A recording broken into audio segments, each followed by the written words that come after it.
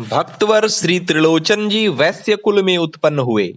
ये बड़े ही वैष्णव भक्त थे, परंतु वे जैसी सेवा करना चाहते थे वैसी बन नहीं पाती थी, क्योंकि उनकी पत्नी के अतिरिक्त घर में और कोई सेवा में सहयोग देने वाला न था। उनके मन में एक यह बड़ी अभिलाषा थी कि कोई एक ऐसा नौकर मिल जाए जो साधुओं के मन की बात जानकर अच्छी प्रकार से उनकी सेवा किया करे। अपने भक्त का मनोरथ पूरा करने के लिए एक दिन स्वयं भगवान ने ही नौकर का रूप धारण किया और श्री त्रिलोचन जी के द्वार पर आए। श्री त्रिलोचन जी ने घर से निकलते ही उन्हें देखा और उनसे पूछा, अजी आप कहाँ से पधारे हैं? मुझे ऐसा मालूम पड़ता है कि आपके घर में माता पिता आदि कोई भी नहीं है।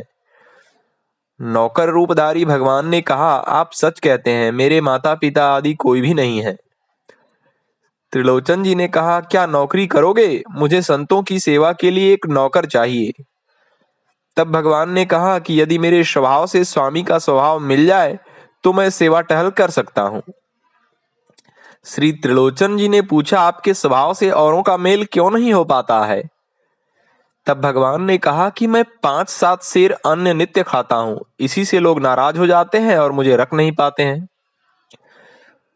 उस नौकर ने फिर कहा, 4 वर्णों की रीतियों का मुझे ज्ञान है, सभी कार्यों को मैं अच्छी तरह से मन लगाकर करता हूं, उनमें किसी से सहायता भी नहीं लेना चाहता हूं। रही भक्तों की सेवा टहल, उसे तो करते करते मेरा सब जीवन ही बीता है। अंतर्यामी मेरा नाम है, मैं तो अब आपका दास हो गया। भक्त त्रिलोचन ने कहा, इच्छा अनुसार खूब भरपेट खाओ, किसी प्रकार का संकोच मत करो। इसके बाद भक्त त्रिलोचन जी ने अपनी स्त्री से कहा, तुम इस अंतर्यामी को भोजन देते समय थोड़ी सी भी खिन्नता मन में मत लाना, नहीं तो यह कहीं भाग जाएगा, फिर ऐसा नौकर कभी नहीं मिलेगा। जो कुछ यह खाए वही इसे खिलाओ, यह नित्य प्रति संत सेवा करेगा।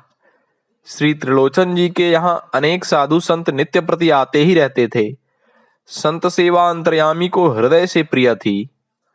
संतों की इच्छा के अनुसार रुचिपूर्वक अंतर्यामी उनके पैर दबाते और सब प्रकार की सेवा करते। इस प्रकार सेवा करते करते 13 महीने बीत गए।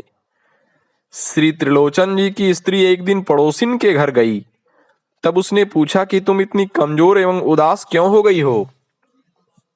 भक्त जी की स्त्री ने उत्तर दिया कि क्या कहूं, मेरे पतिदेव कहीं से एक नौकर लिवा कर लाए हैं।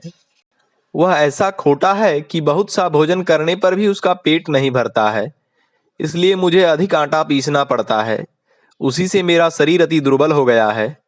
देखो बहन, मैंने जो यह बात तुमसे कही है उसे तुम किसी दूसरे से मत कहना, इसे अपने मन में ही रखना। यदि कहीं उसने सुन लिया तो सवेरे ही चला जाएगा।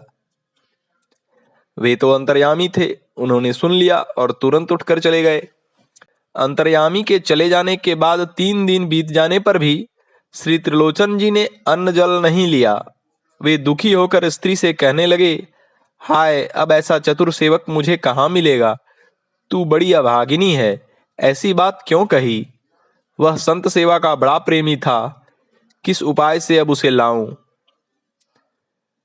जब त्रिलोचन जी इस प्रकार अपने मन में पछताने लगे, तब आकाशवाणी हुई कि तुम अन्न प्रसाद पाओ और जल पियो। संतों के प्रति जो तुम्हारी प्रीति की रीति है वह मुझे अति प्रिय लगी, इसी से तुम्हारा सेवक बनकर संत सेवा की। मैं तुम्हारे अधीन तुम्हारा दास हूँ और सदा तुम्हारे घर में ही लीन रहता हूँ। यदि तुम कहो तो पहले की तरह मैं तुम्हारे यहाँ आकर रहूं और सदा सेवा करूं। आकाशवाणी सुनकर श्री त्रिलोचन जी ने जब रहस्य जाना तो उन्हें और अधिक कष्ट हुआ। मैंने भगवान को अपना दास करके माना, प्रभु मेरे घर में आए, इतने दिन रहे, पर मैं ऐसा मूढ़ था कि उनको नहीं जान सका। अब वे किसी प्रकार आ जाएं तो मैं दौड़कर उनके पैरों में लिपट जाऊं। इस प्रकार त्रिलोचन जी अंतर्यामी के ध्यान में सदा मग्न रहने लगे। ओम।